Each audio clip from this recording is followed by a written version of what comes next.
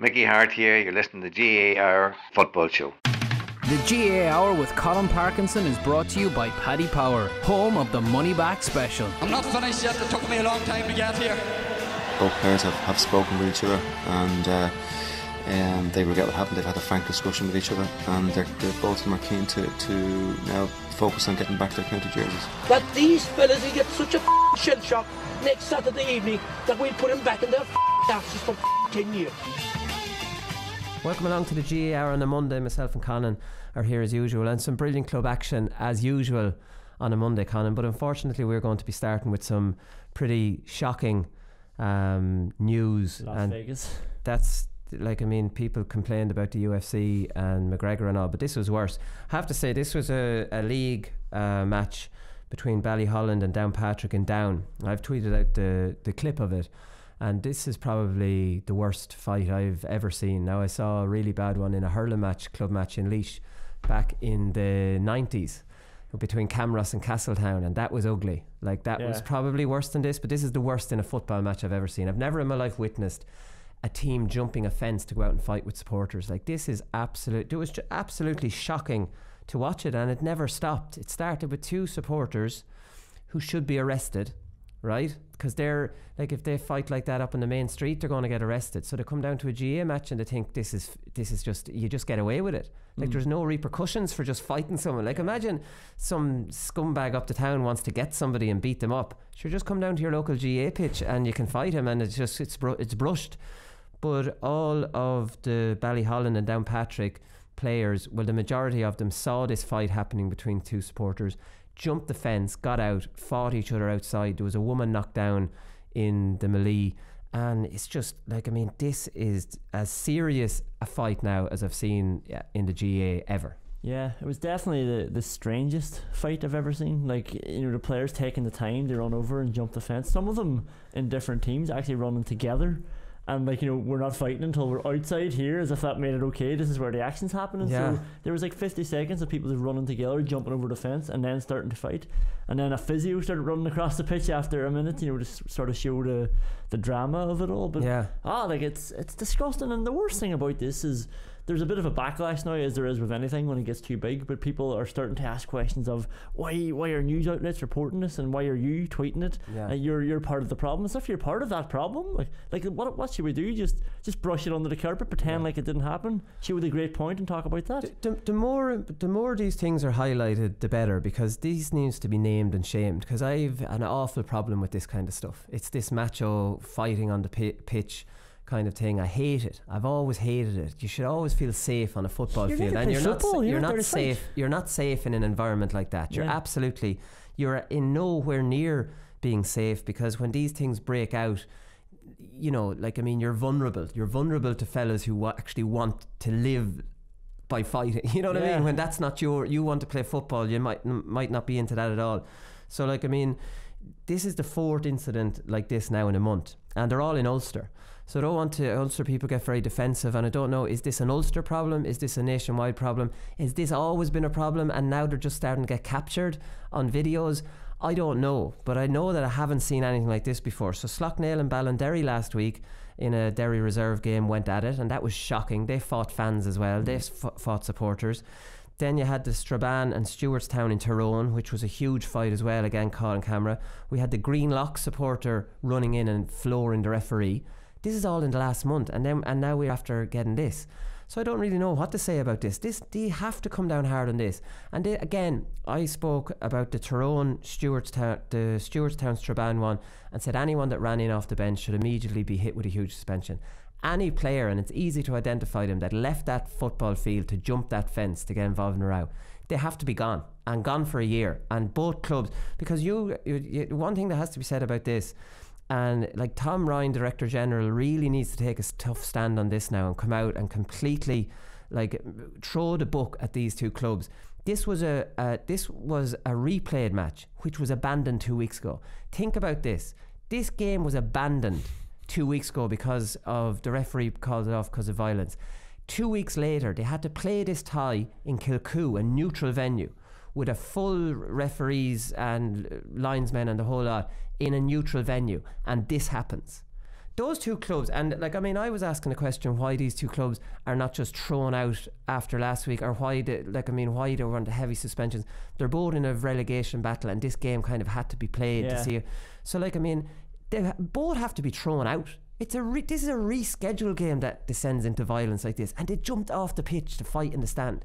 They have to be gone. Like, how can that? Absolutely, I can't see any argument against both those clubs being thrown out, being suspended, or thrown out of even the championship next year, because it was disgusting. Yeah, it's absolutely disgusting. And what, like, you're talking about, punishing the club, and what happens there is the majority of the good club people then are punished with it. Like, if you majority of players left that field. The majority of players definitely, but like, even like, say, the ones who are coming through, or the good club people who are putting in 70 years of work into, like, they're the ones then who have to deal with all this. See, I think that's the only way to stamp it out though, Conan, because it's like the same principle as the black card. If you just punish the player, they don't give a shit. They'll fight next year again. If you punish the club, then the pressure has to come from within the club to either not pick these fellas, get them out of the club. Without suspending the club, I don't see it being fixed, because where's the motivation to fix it? It's just this hard man will take his suspension and come back the following year. I just don't understand. See, this hard man thing, like, the hardest players that I've ever come across are not somebody who would lift your fist. Like, when you're there to play football on a football pitch, they're the hardest people who can dish out big shoulders. They can run through you, run over the top of you, they can take hits. They're the hardest men. They're the boys you respect most, not somebody who unnaturally starts lifting their fists and moving their head and point. Like, that's so unnatural on a football pitch. Like, nobody's there to do that. And as you say, like, it's a bit frightening, like, and you shouldn't be like a coward or somebody who's not up for it if you're not willing to do that. And then if you're reporting it, certainly you shouldn't be blamed for highlighting. And I don't want to take like this big moral high ground and say that you who have never sinned. Like, I mean, I got involved in a melee once in my whole life. I was under 21 and I was about 18, so I would have been fairly young on it, and I just felt it was my duty to get involved in it. And I ran over, made a swing for a fella, missed him. My momentum took me over and I fell over and hit myself off the fence that was guarded. Like, and I never got involved in it again, because as my reputation grew, I kind of knew I'm a marked man, so whenever I'd see a row happening, the last thing I would have thought of doing was getting involved in it, because I'm not just going to be stupid, because, like, I mean, you could actually be hurt. But I remember taking some big punishment against in club football in Dublin, got my nose broken, and just the tension in that match, like, you feel like, Jesus, I could be really hurt. Hurt in this match. Like, and like, once, and not slagging you, but once that fight starts, that is a sort of like, a pass. Go get him. Like, especially if you're in there, like, all hell's broken loose. The referee's not going to send us all off. I can punch, will he? Yeah. But like, even just to talk about the Ulster thing, like, it's exactly like the MMA last night, like, or whatever it was, Saturday night. Like, proper MMA fans are now embarrassed that this is the name that their sport's been given. They realise that there's much more to the sport than all this chaos, and that's sort of dragging it through the mud. Same with Ulster. Like, I'm as proud as anybody as Ulster football. There's some amazing footballers up there. There still is. There's some great games happening. Yeah. But something like this, like, and it keeps happening every week. Is it, Conan? Would you would be well able to answer this, because you're from obviously Derry and you're playing club football in Dublin. I've played club football in Dublin. I've played intercounty against the Ulster players, and I've played in America with players from all over the country.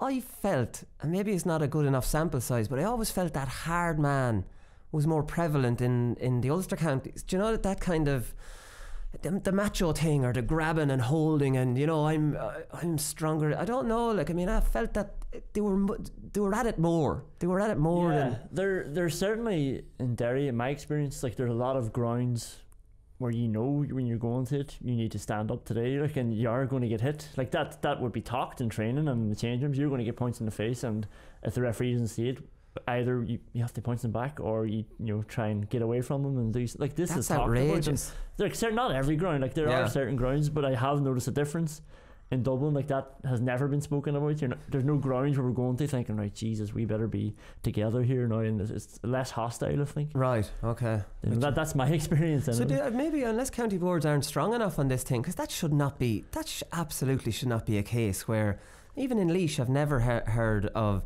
right, we're going there, we have to be ready for a potential potential fight. Yeah, well, I think a lot of the time, you know, there's only one referee there. I think now people are more inclined to pull out their phones and this is getting recorded. You know, before that it might have just been hearsay, and it's tough for a county board to crack down on when a referee's just trying to man a game and then he's looking around. So it's everyone's responsibility. It's the clubs, it's the county board, it's everybody. Like, it's basically that's a culture. It's just there's a culture there. Yeah, obviously. so it's basically the phones now that have highlighted this, and the phones are the ones that are getting a bit of grief. Well, anyone, and because I got that last night when I tweeted that out, said that's not helping anybody. Tweeting that out, the more that this can be named and shamed and get this shitty culture out of Gaelic games, because there's no business. It's no business being in Gaelic games because it's absolutely outrageous. But anyways, we'll move on here because James Horan has been announced as the Mayo manager. Came as a surprise to nobody. The talk on Friday night is that Ciaran McDonald is on the ticket, which was really, really exciting. Now, Ciaran McDonald is not on the ticket. Right, so he hasn't been announced now, but like, I mean, you can add people to your backroom team all the time. So I have it on OK information that there's potential for Ciaran McDonald still to be added to this ticket, which is will be just fantastic. Another interesting one, because James Horan was on Mayo TV. I didn't realise there was a Mayo TV. Yeah, it's very good. You have to pay for it, but it's worth it. So he did an interview on that, and he was saying he appointed a businessman called JOE.ie, and he's going to be the operations manager. So he's going to do a lot of the off-the-field management. And this is one of the things James Horan said when he left Mayo 2014, when he finished up with them, wasn't it? And he said that that's one thing that he would change about management, in that he got bogged down so much in a lot of the issues outside of football. He didn't have enough time to actually spend with the players on coaching and improving them as he would have liked. So that's definitely a good appointment. And I think a lot of managers, because to be honest with you, managers now have such a difficult job. We heard Paul Kinnerk speaking last week that he actually he likes coaching too much to be a manager, that couldn't see that he'd be able to do both. And they're taking calls from the backroom teams of like 17 people, 20 people on it now. So a manager on a Monday is dealing with all these people, and he's dealing with these people at training sessions, and he's dealing with all this stuff. How can he devise how can he plan his training session? He's got it, and he's got his own job during the day. Yeah, it's impossible. It's impossible to delegate responsibility to all this huge backroom team and get information, and all the videos will be cut down, and he'll be looking at them, and I'm actually wondering how these managers are able to have full-time jobs with the responsibilities they have. So James Horan will obviously has this fella JOE.ie going to deal with a lot of the stuff that you don't really need football expertise for, you know, like, I mean, and he wants to stick to what he's good at. Yeah, and as the weeks go on, Kevin McStay's statement becomes more and more relevant, doesn't it? Like, you know, he is a football man who wants to coach football, but he was getting bogged down in all the other stuff, and this seems like a great appointment. JOE.ie, it's good that you said about 20 people on a backroom team, because that still leaves space for Ciaran McDonald's. Like, there's only 5 people named so far. So Ciaran McDonald would just give it that bit of star quality and that little bit of, like, I mean, it's the intangible. It's the Mick O'Dwyer effect. Like, it's the other teams saying, geez, I wonder what he's doing with them, you know, when we might not be doing that much at all. But like, what's Ciaran McDonald doing? And then Mayo could score 20 points in the first league game. Well, that's Ciaran McDonald's influence there straight away. You know what I mean? And Jason Sherlock, in fairness, has got that reputation now as a forwards coach, and he's helped him out a lot. So Ciaran McDonald was a real intelligent footballer, could see a pass, was really smart. And in fairness, Mayo, I often wonder, Stephen O'Neill with Tyrone, like, how could that poor fella coach forwards when there's only one or two of them there? That's not the football he played. So what's he really... But Mayo have enough forwards up. Will play a centre half forward, maybe not in the Ciaran McDonald mode, but enough for McDonald to be able to give a little bit of advice, or maybe even have a bit of input into how they go about setting up their forward. Yeah, like, he won't have to say much all year either, but whenever he says anything, every single player is going to shut up and listen to him. Yeah, like, if he's having one-on-one chats with players as well, I mean, where would you get better advice from anybody? Like, this is Mr. Mayo. Like, you know, you couldn't pick a better man to come in. So I'm sure James is probably working on him at the minute. Yeah, no, exactly. Alright, club roundup time, Conan, because there was a load of club action at the weekend. So the one on television was Scottstown and Ballybay, and Scottstown, in fairness, were always in control of that. Ballybay came back a little bit at the start of the second half, and you thought maybe with the win they could do something, but the minute Conor McCarthy scored that goal, that was the end of that. So Scottstown won 4 in a row. In Waterford, Ballygunner won 5 in a row. So they were 9-6 up at half-time, having played against the wind. And handy enough, 5 in a row for Ballygunner. So they're, out on their own in Waterford. Thurles Sarsfields are out of the Tipperary Championship. They were going for 5 in a row. They were nearly beaten last weekend. Remember, we saw that last minute goal by Ronan Maher. So they were maybe dead men walking, really, because Nina Éireog beat them to get into the final. Big news in Dublin is Cuala are out of the Championship, Conan. So we're going to talk to Ryan O'Dwyer about this in part 2. So Kilmacud Crokes beat them. Anthony Daly's obviously Kilmacud Crokes manager. He said after the game, all great teams will be beaten, and to me they've just been outstanding champions. I would equate what they've done with Dublin winning the 4 in a row in the football. To be fair, it's hard to compare, but I see where he's coming from. For a Dublin club to win back-to-back All-Ireland club titles, it's incredible. Yeah, and to come through the club championship, go on to win the All-Ireland, that is incredible. Did you see the stop that they needed at the end? Kilmacud, Matt Collins from Kilmacud, Conor O'Callaghan gets the ball. The clock has just struck 63 minutes. There's 3 points in it. O'Callaghan's a man and he hits it, and this guy's just coming flying out of his body in front of it and hits off him some way and goes over or wide. I was watching in fairness, that the fan, or that Dublin TV is brilliant. So that highlights of that are already out on YouTube, so people should watch it. I watched 3/4 of it, because it was interviewing Ryan O'Dwyer, and when they got their 3rd goal, I was like, right, well, Kilmacud won't score much after this, and I was under pressure for time, so I missed actually, because Cuala at least went down like real champions. They came right back from 10 points down to only lose by 2, and you're saying had that brilliant block for... It was unbelievable, yeah. So he just threw whatever he could. I still don't know. I've been pausing it. It's obviously on YouTube, so you're pausing to try and see where it hits him, and he's just thrown his whole body in the way. There's mass of bodies there, and it just hits him some way and goes over the bar, and and that's it. Hang on. Yeah. So that's county final now is going to be Kilmacud Crokes play Ballyboden, which was a big Southside rivalry. Camrus are Laois hurling champions. They beat Rathdowney Earl. Rathdowney were the year on year off, so they lost the final. Big talking point out of this one is Ross King was forced off with a really bad facial injury after 25 minutes.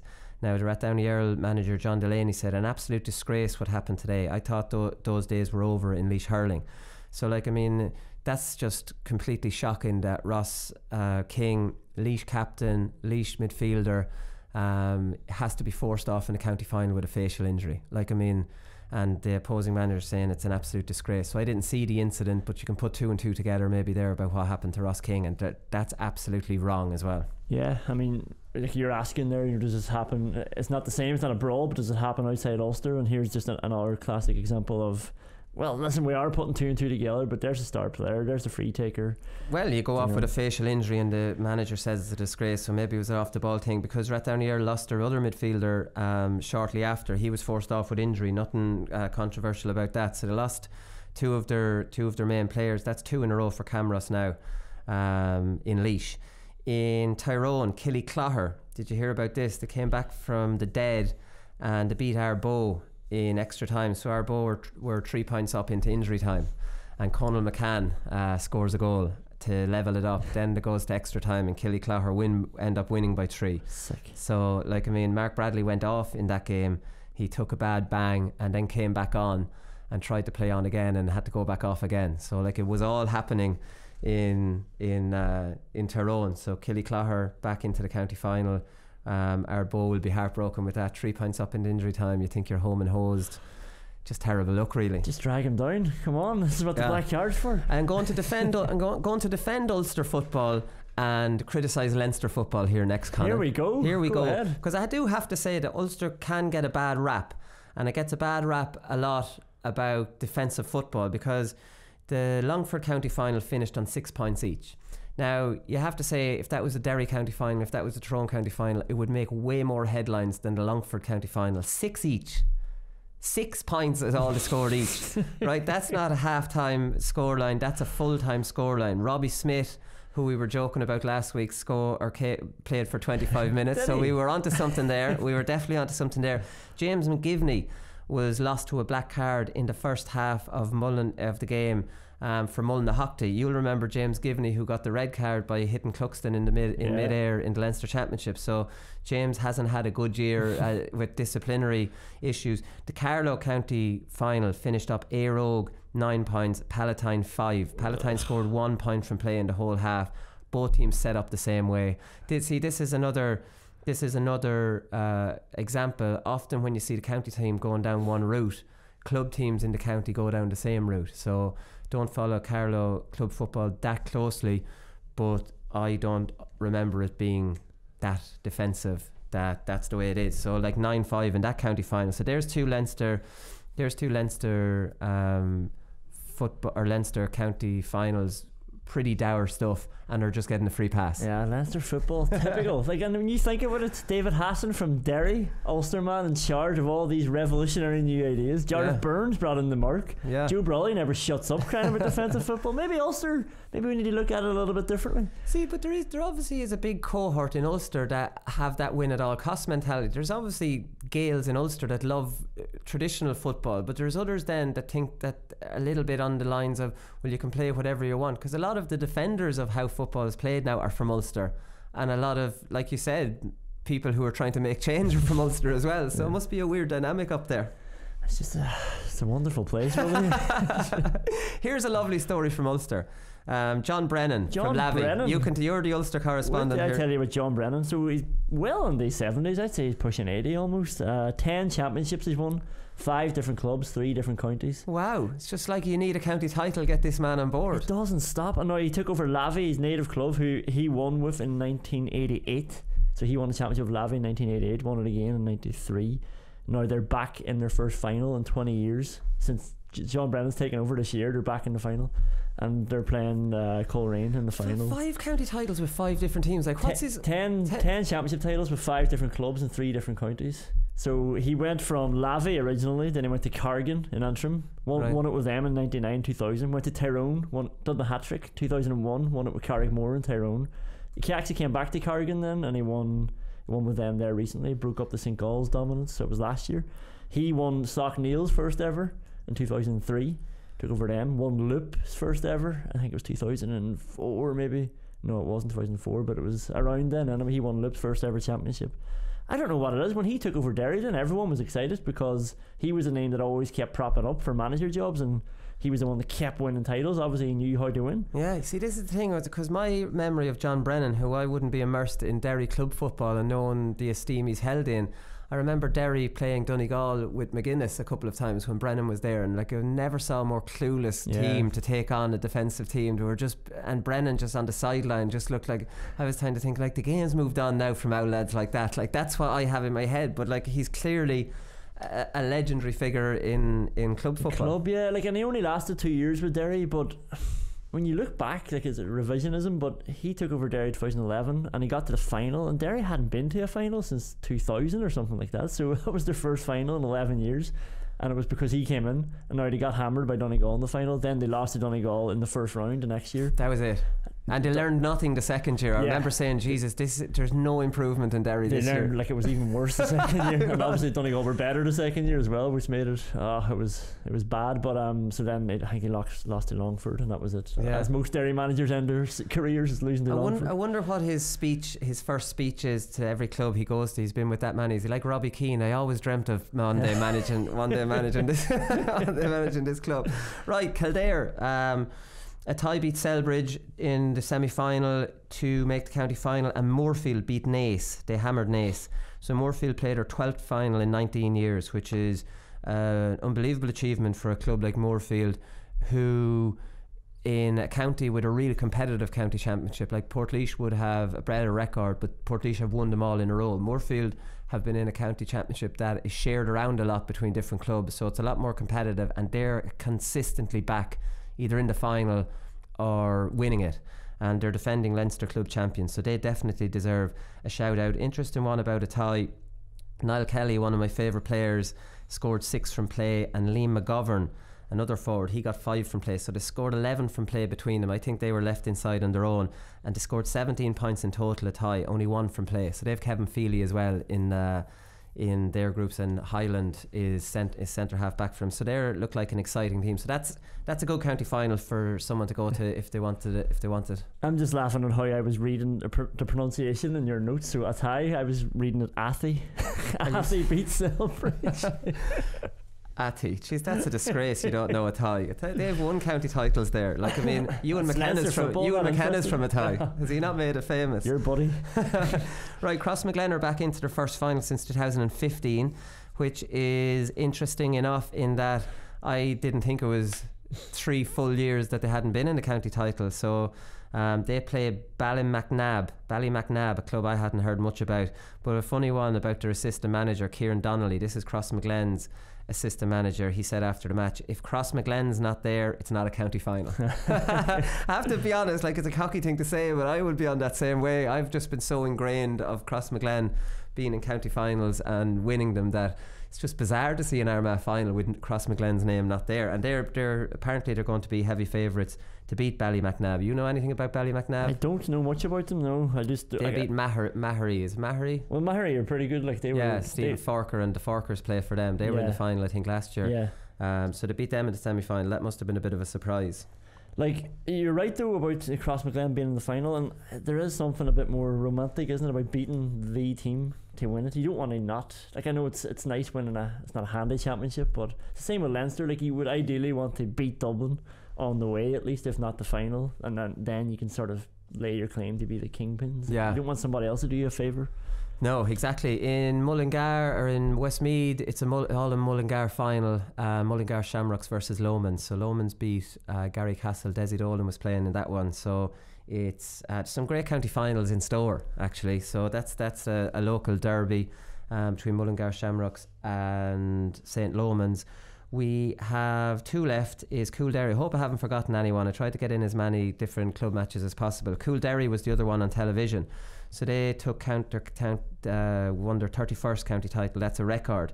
And funny enough, Coolderry were being talked about as relegation candidates before the season started. Brian Carroll scored 10 points for Coolderry. So he's 5 county titles, and they span across 14 years. So he's we know how good he is, former Offaly player. So this was a brilliant game. This was on television. Really, really good standard. And again, that's this great enigma of Offaly hurling. Why can't the county team get to the level? Because looking at a club final like that, you're looking at 2 really good teams, and then surely between the 2 teams there yesterday, they'll be able to get, well, I suppose they have made improvements under Kevin Martin, but that was a really, really good final. Really weird colours Kilcormac Callaghy wears, just bizarre club colours. Anyways, that's just a little thing there. It's very unique club colours. But anyways, they were pretty sure they were the favourites. They were the ones winning more recently. But Coolderry are the record holders in Offaly now. Finally, a fella sent me this on Twitter, so I had to go look it up. So Conor McDonald scored an injury time goal to seal a win for Nave Aina. They're from Gorey, so they made the first county title ever in their history yesterday. Let's see lovely little stories here, and they're obviously they play St. Martin's now in the final. So that's obviously Oulart de Bala, who won a Leinster club recently. So it's a good standard in Wexford club hurling. And Conor McDonald, obviously the county man, getting an injury time goal. They won by 4 in the end, so the injury time goal was obviously just to seal it and put the bit of gloss. But I'm sure their squeaky bum time with a point up, so the last minute goal obviously just seals it. So Neavena, they're from Gorey, and they've made the first county title in their history. Anything to say about that, hurling correspondent? Club is absolutely brilliant though, isn't it? Like, you mentioned Scotstown at the start, like playing Ballybay, Paul Finlay. Just seeing all these legends. He said Desi Dolan. I didn't know Desi Dolan was playing. I didn't know he's still playing. Brian Carroll. Just these boys who've just been spanning the decades. We can't keep saying that this is an untapped resource. Yeah. And we try to contact their sport. We don't know why they're not showing it. Again, on a Sunday. Now, I have to say RTE Radio 1 is really good for getting results in around the grounds and stuff like that. They're good. But if you had the budget, I'd send somebody to all 32 counties, and I'd have reports coming in fast about what's happening in these matches, and like, especially with stories like, the Brian Carroll one. Now that was on telly, but Conor McDonald, Killy Clogher, goal in the last minute for Conor McCann. Do you know what I mean? That's drama there that you can just bring to everyone, have all the games start at the same time and just run through the counties. It's a huge, it's a gold mine for some broadcaster to come in and take up all these rights and actually pump money into it. And I'm telling you, when that All-Ireland final finishes in August or July, which is the optimal one, nobody's going to be pissed off if we've got something, if you promote this and actually give it the coverage it deserves. Why would you be pissed off? You've got Sunday with all these little stories happening all over the country and all this drama. There you go. I can't keep saying it enough. You would just be watching brawls every weekend though if it was up in Ulster. Well, that's true, yeah. Jesus, all kicking off up here and down. Right, we'll be back with Ryan at the Wire.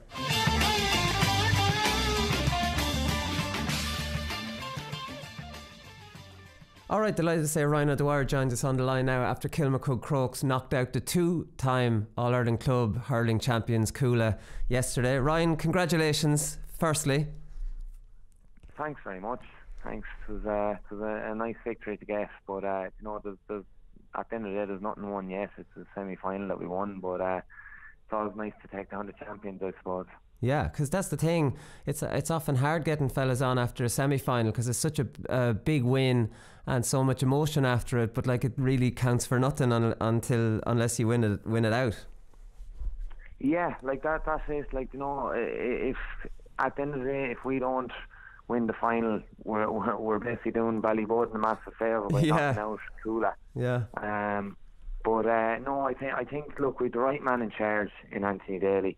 And I certainly think that if there's one man that will focus us for the final, like look, he said it in the dressing room yesterday, there's nothing won yet, and we just focus on the final. You know, you're only as good as your next game, I suppose. Well, that's the thing. And come here, talk to us about the match, because when the third goal went in, you were 10 points up. It was backs to the wall stuff then towards the end as Cuala were coming back at you. Do you think it was slipping away, or were you kind of thinking the clock was going to run out on them?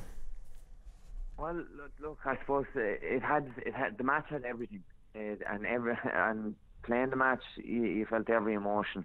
Like we went 1-1 to no score up, when Oisin O'Rourke got the goal, and you're kind of thinking, all right, geez, what's happening here? You were nearly waiting for the backlash. Yeah. And when it came fierce. Like I think, I can't remember now. I think we were 9 points up when with about 8, maybe 9 minutes to go, and then they reined it back in. Like they went down like true champions. Yeah. They went down fighting. They got bet, and even though they got bet, they can hold their heads up high because they grounded it out, and that's why they are All-Ireland champions. That's why they've won it twice, and there's not many teams that can win it 2 times in a row. Yeah, it must be a strange one seeing Cuala winning All-Ireland champion. Well, maybe not for you, but for me, I wouldn't see Kilmacud Crokes as All-Ireland club hurling contenders, but you get very close to them in county finals, then they go on to win the All-Ireland. It must obviously show you how close you are to potentially making a breakthrough. Yeah, like the last couple of years, especially 2 years ago, when they bet us in the county final, and even ask any of the Cuala lads, they said that the county final was the hardest game they had got that year. Right. And that goes, it's a compliment, but at the same time you're nearly kicking yourself and saying, what if?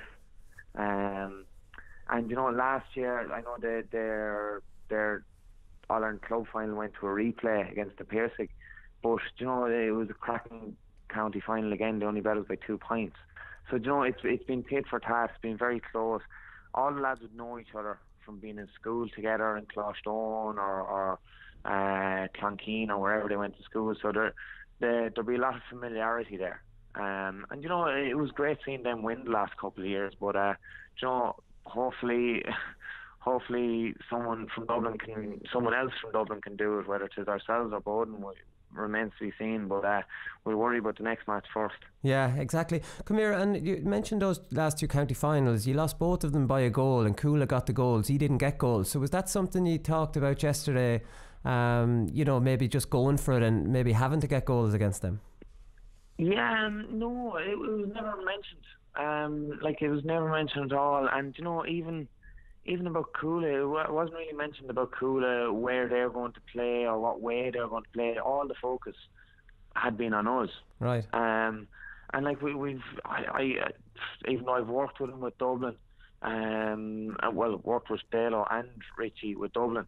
They reinvent themselves every year, and reinvent themselves the whole time, because it was, I suppose, maybe because it was club, they had a different approach or whatever, but the focus was just on, it was on us and how we play, what we do, and I think it kept us focused. Well, that's it, because that's the thing. And I was reading the match report and I saw the highlights on YouTube there. It's great to have those highlights up straight away on a Monday morning. The Dublin County Board have them up there. But like everybody knows Cuala play a two-man full forward line, so I suppose the temptation is there to put back a man in front of them. But you didn't do that. You went man to man and went for it. Yeah. Well, I think I suppose it comes from Anthony Daly's philosophy. It's 15 against 15, and I'll use his words now. You man up, and you basically you challenge them. Like a lot of teams against Cuala try to say, all right, well their game plan is this. They play a sweep, or we'll drop a man back. Especially the man they drop, we'll use that man to sit in front of Conor Callaghan. Yeah. But we said no. I suppose we have a lot of trust in our own players, and we've trust in what we have.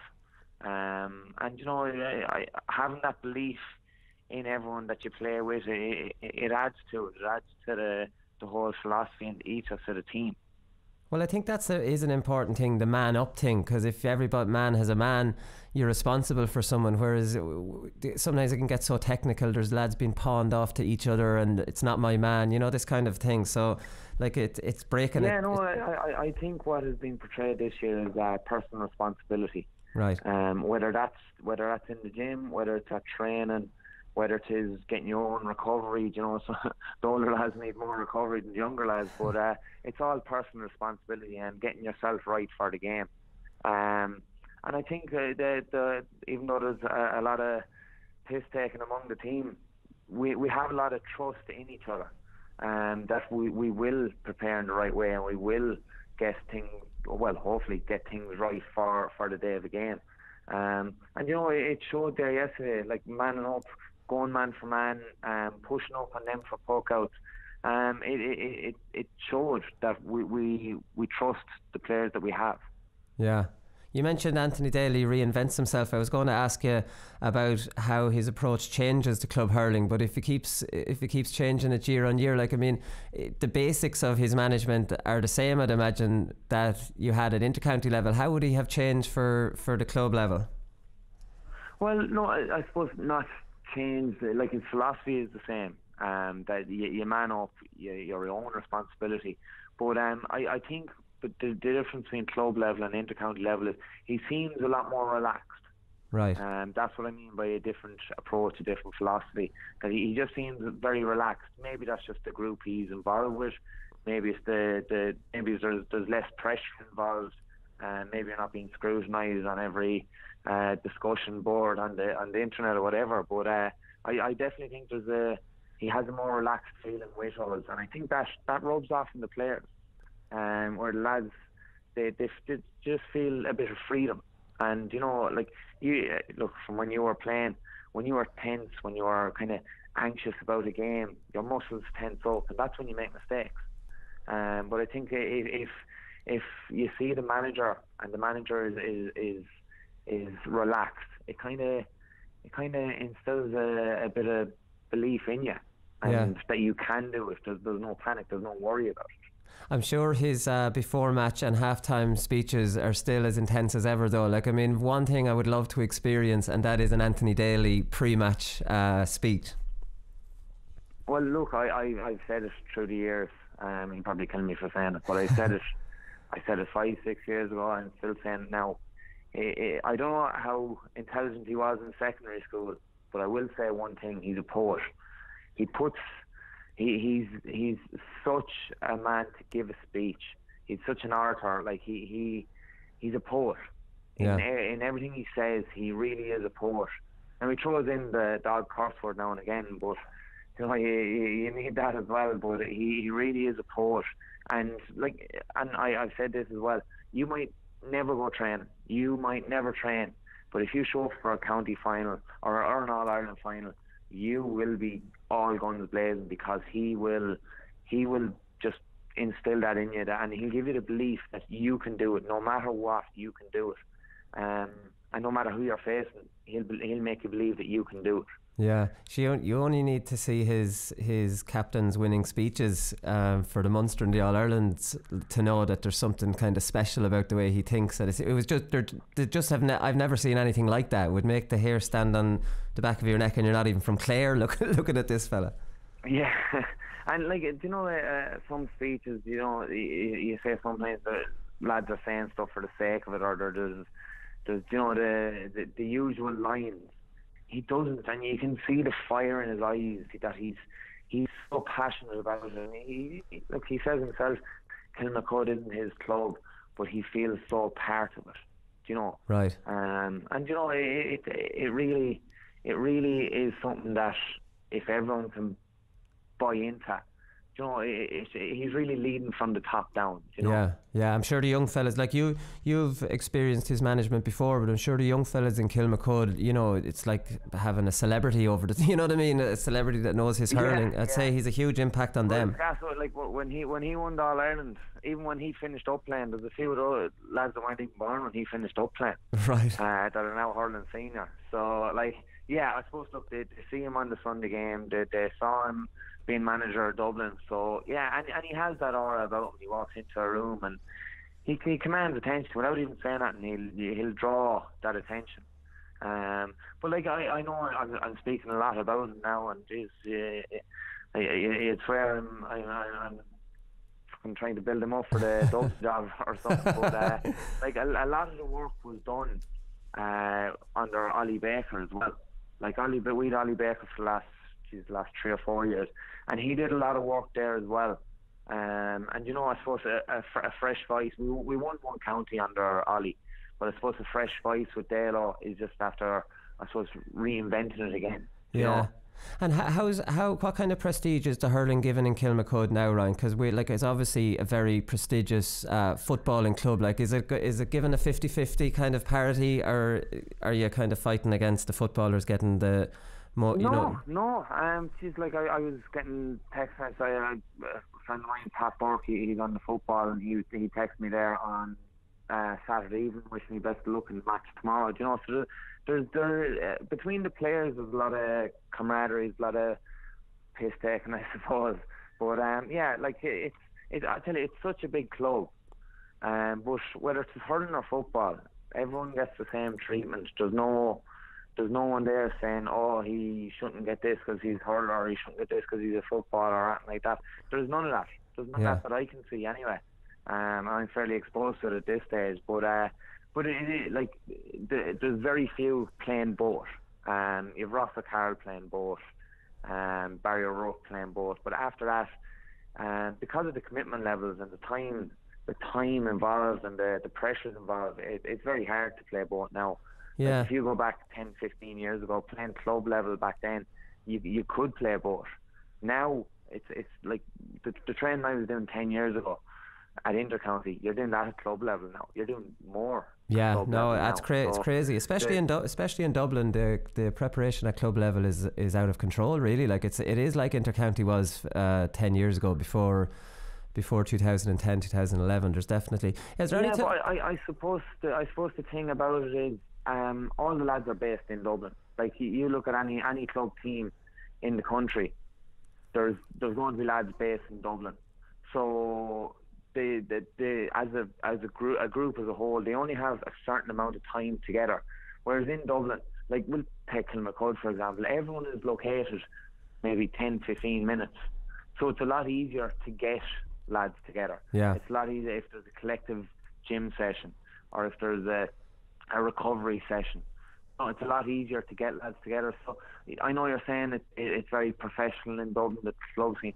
I wouldn't say that. Like it's definitely disrespecting clubs down the country, because clubs down the country are very professional as well.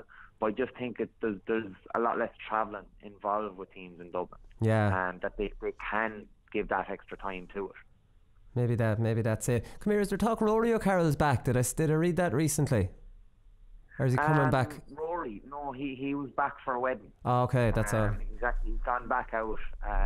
He went out there, I think it was last Tuesday or Wednesday. He flew back out, but he was back for a wedding. I heard the stories myself that he was going back playing football or whatever. But look, paper never refused an ink. No, well, he's never refused ink. He's dual as well, though, isn't he? Yeah, he played hurling and football. For Crokes, and he's a great hurler as well. He's just one of these lads that he was just an athlete. He's just phenomenal attitude. Like, it was his attitude that got him where he got. And he could have lined out for the hurlers just as easy as the footballers. Yeah, and would strengthen the hurlers. So I was on to a fella that was at the game yesterday. Says, who plays well? I'm looking to talk to somebody. Says Ryan O'Dwyer was outstanding. And then I looked at the team sheet this morning and I scanned through the forwards and I said, Jesus, where's this lad playing? And then I went back to midfield and there was no sign of you as well. And I said, did he even play? So I located you in the half back line, and this is the first time I've seen you in the half back line. Is this a new thing? Did Daly convert you, or is this a Kilmacud thing? No, I'll tell you, before I came to Dublin, for my club down in Cape Castle, I played centre back. Right. Now, in saying that, I haven't played there in 8-9 years. I haven't played there. So I was put centre back at the start of this year. I suppose just to see how I'd go. And I stayed there since. But I'll tell you, it's a lot nicer, because when you're in the forwards, you come off the pitch and you're broke up. Whereas in the backs, you can actually walk off the pitch. You can do the breaking up. I was still broke up after yesterday, but I can guarantee if I was in the forwards, I'd be more broke up. Right, that's interesting. And did you have a chat with Dalo about it, or did he know you played? Because Dalo would know the club scene very well. He probably knew you played there back years ago, did he? No, I tell you, probably why I went back there is because Ross O'Carroll was there last year, and the last couple of years he was centre back, but he was missing at the start of the year. He was injured. He got an operation, so he missed the first couple of league games, first couple of championship games. So that's probably why they looked at me as centre back. But now it's brilliant now, because Ross is wing, I'm centre, and Niall Corcoran is the other wing. I'd say we're the oldest half back line in the country. But it's great because, you know, I suppose going back to what I was saying earlier, I trust the lads. You know, even sweeping in behind, you know, it's not that I don't want to get there, but I believe that the ball isn't going to go past these lads. So instead of sweeping in behind and focusing on the ball, I forget about it and I say, right, well, where's my man? I'm focusing on my man, where he's running. So yeah, I suppose it's a new lease of life back there. I do disagree with you though, saying I played well yesterday. There's a lot of lads that played way better than I did, so I'll give them the praise rather than me. Right. But, okay. Well, listen, no, it's nice to get back there, and it's a lease of life back there. I'm enjoying it now. Yeah. No, listen, it's a really nice change. Come here. So, like, I was going to say, how's retirement treating you? But like, I mean, it's the same as any other year, because Dublin finished up when you retired, and now you're into the club, so you won't really know what kind of just being a purely club hurler is like until next year. Yeah. Like, loads of people have asked me, "Oh, how's retirement? Are you enjoying it?" And I'm like, no, it's just like the season has ended. Yeah. You know, it's like every year the season ends, you go back, you enjoy a couple of weeks, then you go back to the club and you focus on that. It's really next I suppose next month, or November, December, January, when they go back. Now, I never liked going back at that time, and you played yourself, you know why you don't like going back at that time. It's a hard slog. But it'll be the league next year when you miss it. Yeah, when the league starts and I see the lads preparing for it, I suppose that's when I'll be like, oh geez, you know, I miss it now. But look, at the moment I don't miss it. There's nothing to miss at the moment. But you know, I'm not trying to say, oh geez, what will I do next January? Well, how will I fill that time? You know, there's plenty to fill my time with anyway. Yeah. But, hopefully that will be with Kilmacud in a positive way. Yeah, still right into next year. Hopefully it'll be with Kilmacud. So you have Ballyboden just to finish up in the final, and is there a huge rivalry there, Ryan? Obviously you'd be the two bigger hurling clubs. I know Cuala, but they're a pretty new club. Maybe Boden and Kilmacud rivalry goes back a bit longer. Yeah, well, I suppose rivalry, yeah, but there'd be a lot of respect there. between the two clubs. Yeah, there would be a rivalry because like they had won a couple of counties. I think they won 5 in a row or something, and then we were trying to break on at the time. And there was, I suppose, like you think of how big Dublin is, but the hurling scene in Dublin, the hurling community in Dublin, it's quite small, and everyone knows everyone. So yeah, there will be rivalry between all clubs up here because everyone knows everyone so well. But look, yeah, we're playing Bowden in the final. There will be a rivalry there, but it's a final. There's going to be hurleys flying. It's not every year you get to a final. So both teams, regardless of who's going to be there, both teams will want to win, and both teams won't take any prisoners. They'll want to win, but like we can't take things for granted. I suppose that's a kind of trap that some teams fall into. That we bet Cuala, we bet All Ireland champions. That's our achievement, and then take the die off the ball the next day.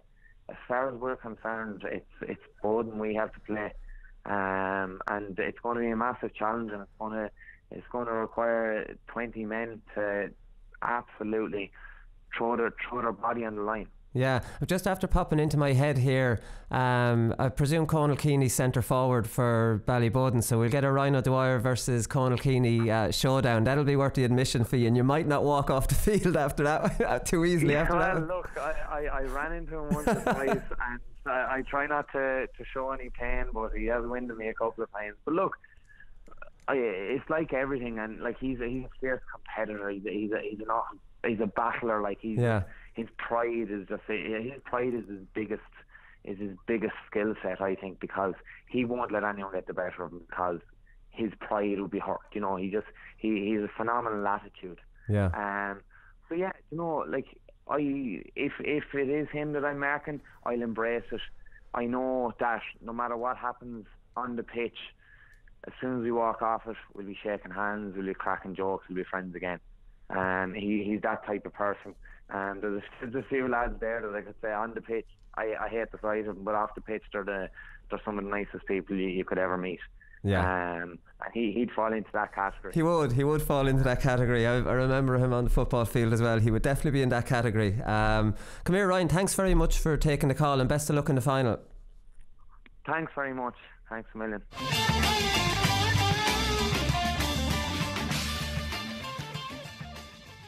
Paddy Power performance of the weekend, and this is club performance of the weekend, and it'll come as a surprise to nobody that Tony Kelly scored 1-9 from play. So Ballyea didn't actually mention that at the start of the game. So Cratloe won their semi-final and Ballyea won theirs. So Cratloe, Ballyea county final, Tony Kelly versus Podge Collins, and you've got all the Cratloe of Conor McGrath. Cratloe have a good few county lads, and we know Ballyea very well, who they won the Munster Club 2 years ago. So I think Tony Kelly got 111 in the game before this. So the Buff Egan does great updates. Buff Egan has a huge soft spot for Tony Kelly, so I think he goes to every club match that Tony Kelly plays in. So he said on his day he's the untouchable, and I'm not on Snapchat, so I'm missing out on this. I don't know how to use it, and I'm not interested in learning. I'm too old for it. But at the same time, a lot of people very appreciative of the Buff Egan's updates from these games. He puts his best snaps sort of on Twitter as well. When he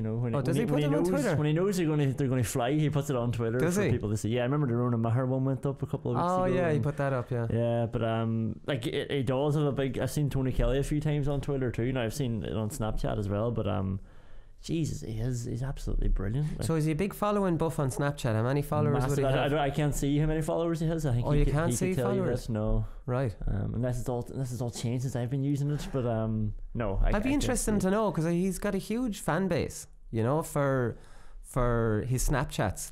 You see it on Twitter a lot, so I'd be interested to know how many followers he has. I've sent Buff a DM recently, so if Buff is listening, or anybody listening, Buff, reply back to my DM.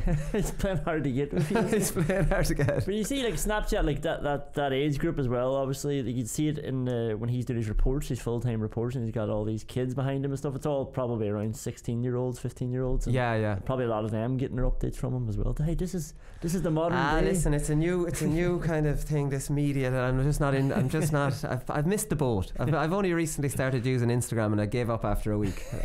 Although they love a like on Instagram, I couldn't believe it. Like, they love a like. They love liking your stuff on Instagram. Right, Ciaran Hughes is the next nomination. He was outstanding right throughout the game. Scored a really inspirational point in the first half with Drew Wiley and someone else chasing him and getting hands on him. And he's just a go-to man for all Beggan's kickouts. Whenever there was pressure on, he's a go-to man. A real warrior and a battler, a player that I really like. Yeah, I was just going to say throw Beggan in there as well. I think I've got too much of a soft spot for Beggan. Like, you know, even that decision against Tyrone, I was sort of, you know, he's putting the ball in there. You know, I know he was going for the point at the very end, but yeah, it's just like, just watching his kicking even before it lands somewhere, the way he strikes the ball is absolutely beautiful. And then when you have somebody like Ciaran Hughes, the way they were combining yesterday was unreal to watch. Yeah, I'm going to throw Rory Beggan in too. Throw Rory Beggan in there as well. That was it. Like, I mean, Conor McCarthy was all right without being anything special. He missed a terribly easy goal chance from it. Do you remember that? He tapped it right into the goalkeeper's hands, which wasn't an inter-county footballer's finish at all. It looked like a real scared finish. Niall Kelly then, 6 points from play from a tie. Big fan of Niall Kelly. Didn't end up making the Kildare team during the year. I think he got a black card against Derry and then didn't get back on it, which I think it's outrageous that Niall Kelly wouldn't be on the Kildare forward line, because like, he's top class and really good player for a tie down through the years, and just 6 points from playing a semi-final. You'll take that. Yeah, the year before, like, Niall Kelly was their go-to man. He was the playmaker. Everything was going through him. I remember he was really front and centre against Armagh. They lost that game at Croke Park, but it was him that was trying to drag them back into it. Yeah. But then they went with Cribben at centre forward, and maybe just wanted a bit more power. With wanted that at centre forward, well. and had Brophy on one wing and had the two Cribbens, so didn't really have a place for him in the full forward line. Then had the two Flynns in the full forward line. I'm trying to think who the other corner forward was. Not going to think of it here on the spot anyways, but Niall Kelly, I would have him on it. I think it could have been the I'm not sure who the other corner. Anyways, shouldn't be thinking like this on the spot. Kevin Brady for Coolderry, centre half back, got man of the match in that game. Played really well. Michael Heffernan scored 9 points for Nina. 2 sidelines, 1 free and 6 from play. In and on and off the county panel. This again a nice example of a fella not quite good enough for inter-county, or maybe didn't have the commitment for inter-county, but is able to score 9 points, 6 from play in a semi-final against Hurling Sarsfields. Do you know what I mean? So that's really the day of the club man at that stage. Yeah, it's incredible. Ryan Constantine for Cratloe scored 1-4, so Cratloe won 114 to 16 points. He got 1-4 of that. So, like, I mean, it's not bad going either. Ryan Constantine, I don't know much about him, but that's some pretty good shooting. And finally, the last nomination is Pádraig Mahoney. So Pádraig Mahoney scored 13 points for Ballygunner in the county final. 8 frees, 5 from play. It's just these fellas, like, especially in the hurling, like, you get these lads, like Portumna are out of the Galway Championship, but Joe Canning shot the lights out again. Pádraig Mahoney, TJ Reid, like, they're just scoring machines. Like, I mean, they don't take a break. They don't take a break of a game, no matter whether it's for club or county. They just score. I was just going to Tony Kelly. It's absolutely ridiculous. You're just saying 1-9, he scored 1-5, he scored 13 points. I was just going to ask, what's the most you've ever scored in a game? Because that is a joke what they're doing. Yeah. No, it's outrageous. It's absolute. For me, I wouldn't get more than 4 points, 4 or 5 points from play. It would be the most. I got 1-2 one time, and I will never ever forget it. Like, you know, I got 2-4 in America one year. Did you? Yeah. Like, I'm talking like I'm going down. Actually, I got 3-4 in America one year. 3-4 unheard tell of. Penalties and frees? No, all from play. One free. So 3 from play. Well, that's pretty good. That was in would you believe that was in my first game in New York for Tyrone? These lads thought they'd got Peter Canavan. And the next game then out 2 from play. So, but that was more like me. That was like, I was like, geez, I'm back to my usual winning ball and popping it off. Yeah. But these thought they were getting a scoring machine from Laois. Little did they know. I was like, what happened that day? But I was just, this is great, fantastic. And they were just. But then again, first impressions count, because the next day I scored 2. I think the next day I scored 3. So I didn't continue this on, but they still had it in their head that I was this brilliant player for them. You know, whereas in Philadelphia, the first game I played wasn't great, and I ended up scoring 3 from wing back my next game, and then scored 1-2 from wing back in the All-Americans, but they still had in my head that I wasn't a great player. Do you know, after the first game not being great? So listen, the advice, put a lot of effort into your first game. You can coast from there then. Yeah, exactly. You can put the feet up after that. I don't think there's any question about who's going to get performance of the weekend. It has to be Tony Kelly. 1-9 from play in a county semi-final. Like the Buff said, when he's on his game, he's absolutely untouchable, a Ferrari of a player, and that's on the back of 111 the game before. So I can't see anyone outside of Michael Heffernan really who is coming close probably to challenging Tony Kelly. So congratulations, Tony Kelly. You are Paddy Power Performance of the weekend, and we'll send you on those boxers, those lucky pants. They're not boxers, they're lucky pants. We'll be back on Thursday as usual, and Connor will be back in the mix, so you'll have a third into the studio. Right, we'll talk to you then. Good luck.